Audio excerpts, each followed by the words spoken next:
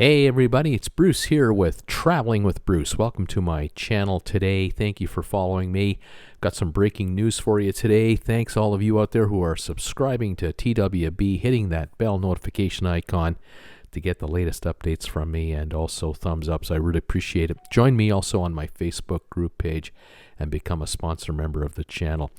Thanks for being here. The news today has to do with Carnival Corporation, Norwegian, and Royal Caribbean. The big three, all publicly traded companies, making news for different reasons. The most dramatic news that is coming out right now, this just happened over the weekend, was about Carnival. Carnival has basically sent out, rumors now, up to 7,000 termination letters to employees around the world via email, informing them that their services are no longer required. And we're not talking about dishwashers and laundry staff on cruise ships, although I'm sure some of those are being let go. But the real news about this is that senior staff are being let go from many cruise lines and many of the cruise line ships. We're talking about captains and supervisors, bridge people, hotel managers, executive chefs, the top people in charge of these cruise ships that really make the cruise line work for the cruise line and for us. These are positions that are paying anywhere from $50,000 to $200,000 a year.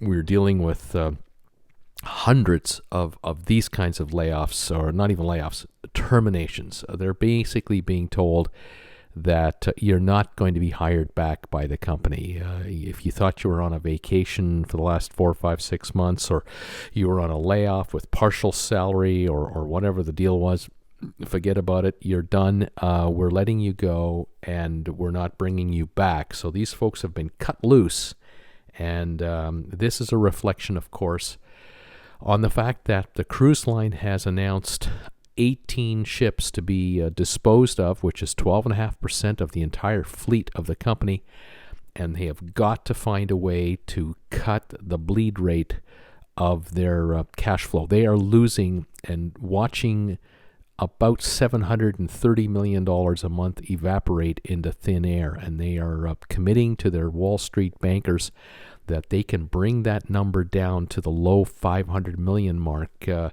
I find it incredible to me to think that a company that will only lose between $17 and $18 million a day, that their bankers in Wall Street consider that mission accomplished. It just is it's fascinating to me as an ex-stock market guy to see this. That I used to remember when companies went public by raising $10 and $20 and $30 million total, and that's how they would list.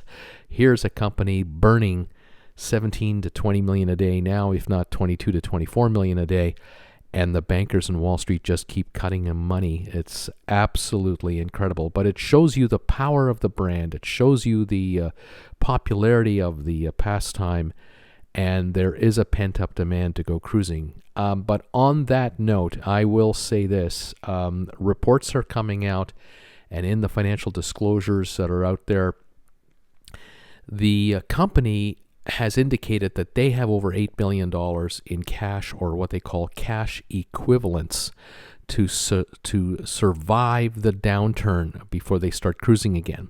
Now, we're into the 21st of September here. There's still no dates, no indication as when we're going to go back to cruising. My personal opinion is we're not going to see cruising until the first or second quarter of 2021, and that is still on the wish list. But the reality is this: of the $8.2 billion, about $2.5 billion is actually other people's money. It's not the cruise line's money, it's passengers' money. In other words, deposits and or prepaid cruises where folks have decided to keep their cash with the cruise line for future cruise credits, which have been enhanced.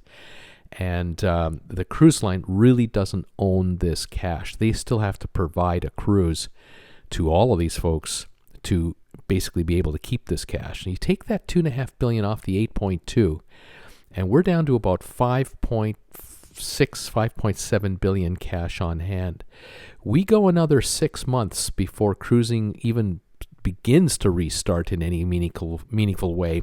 The company will burn through maybe as much as $4 billion additional dollars. That leaves them at 1.5 billion cash or cash equivalents on hand, keeping in mind that they're going to have to cancel a bunch of cruises, offer a bunch of refunds, issue a bunch of refunds, and or try to rebook people into future cruises by using the cruise credit game again. But in reality, they may be down to 1.5 billion in cash in the next 6 months. On top of that, they are trying to raise $1 billion right now by issuing stock from the Treasury to raise a little more capital. They're not going to be able to raise money issuing bonds. They can't issue senior secured bonds anymore. There's nothing to secure that they own. Everything has been pledged as collateral as it is. And so the company might have $2 to $2.5 billion of cash lying around after 6 months from now. That gives them 5 months of life. So I'm talking about a company that could be out of money by next summer if they don't get sailing again. If they do get sailing again with a portion of their fleet, maybe 15-20% of their fleet across all their brands, then the bleed rate won't be as fast, and they'll have several billions still in the bank to survive on as they slowly bring more ships into the fold.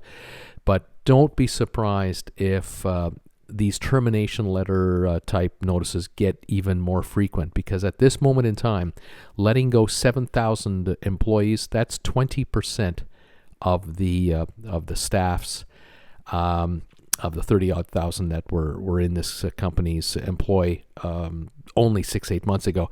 This might go up to half. We might see upwards of 20,000 or 18,000 of the 30-odd thousand being let go, with additional ships being cold stored before they can start again. I really wonder if a year from now all the ships will be sailing again. We might only be at 50% sailing. And again, I might be optimistic. I really cannot guarantee that can happen. Now, over at Norwegian and Royal Caribbean, they came out today with a 74-item document to basically get cruising started again. They have been talking about this so-called expert health panel that they've put together with what they claim to be top-notch medical people, travel people, to get cruising started in a safe manner. The cruise lines, of course, are desperate for the CDC to reverse their no-sail order, and they want to get back at it for U.S. ports.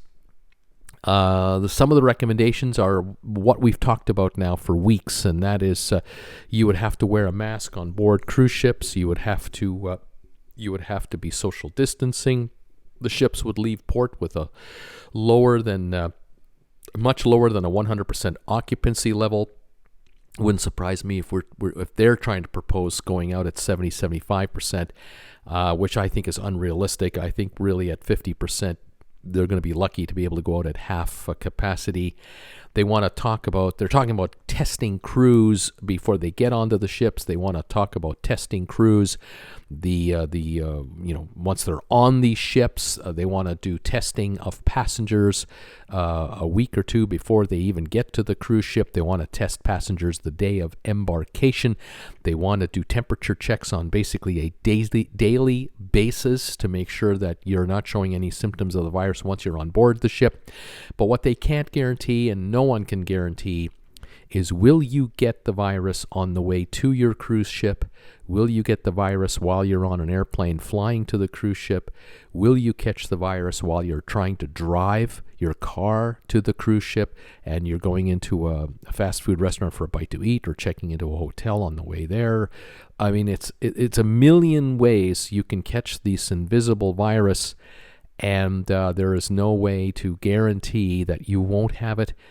You won't feel it. You won't know you have it. You get to the cruise port, everything checks out. You get on board the ship, and 3 days into a 5-day cruise, you don't feel so well because 10 days ago you caught the virus, and only now are the signs beginning to show. No guarantees, and no cruise line can make these guarantees. It's not fair to these cruise lines that they have to guarantee every single human being getting on these ships hasn't got an invisible virus in their bodies, but unfortunately that is the way this game works. And I am convinced that there are lawyers on standby waiting to launch class action lawsuits the minute that these cruises turn positive, where 5 or 10 people come back from a 10-day cruise or an 8-day cruise or 3-day cruise with the virus. I can just see where teams of lawyers will jump all over the cruise lines, the CDC, the port authorities, you name it, to sue, because if a person catches a virus on board a cruise ship after all of these safety protocols have been enacted, there's got to be a lawyer who's just itching to get in front of a judge to go after a multi-million-dollar settlement. For the passengers, they might get a couple of $100 in settlement money. Lawyers will get millions, and welcome to the litigious community in which we live. I don't know. We'll see how this plays out. All I can tell you is in the last week now, the cruise lines shares have been under pressure. They've dropped already over 15-20% in value, and they're under more pressure to go lower. The cruise lines have borrowed billions of dollars to stay alive. They have borrowed heavily at very high interest rates to stay alive, and it does not look good financially for the cruise lines. I don't know how the CDC can allow cruising to restart with these recommendations, because as hard as the cruise lines have worked and as diligently as they've tried to put these protocols together, there is no guarantee that a passenger or crew member will either bring the virus on board with them or catch the virus at the first port stop in an itinerary that is being offered by the cruise lines. We'll stay on top of this story, as we always do, folks. We'll keep an eye on it. Thank you for your support of this channel, subscribing to Traveling with Bruce for the latest news updates about cruising. Thank you for your thumbs ups, your comments, and don't forget to hit that bell notification icon to make sure you get an alert every time I put a new video together. Join me Monday nights, 7 o'clock live Eastern Time as a sponsor member, and 8 o'clock live Eastern Time for my regular weekly show, where we talk about the latest developments in the cruise world. We say hi to each other, and we basically have a very happy place to spend a little bit of time in a very turbulent world in which we live. Thanks again, everybody. We'll talk to you later. Bye for now.